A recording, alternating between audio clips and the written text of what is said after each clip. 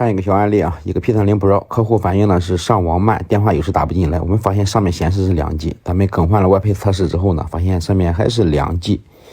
这个机呢，咱把主板拆出来，平面罩给它打下来，它这个高频功放的旁边，咱们在装着芯片的时候量是短路的。这个地方呢，芯片拆下来，量芯片也是短路的，就这个角啊，在芯片上是2条线路啊。它这个芯片有2个型号，77031，还有一个 SUKY 开头的，这个不能互换，否则呢会导致没有4G。咱们买了一个芯片给它装上，再看一下，4G 很完美的就出了，并且反应也非常的快。咱们把这个外面的平面罩再给它装起来，是吧？它原来的机子还是挺板正的，虽然说这个机子之前也修过，然后再打电话、上网都再测试一下。快手，拥抱每一种生活。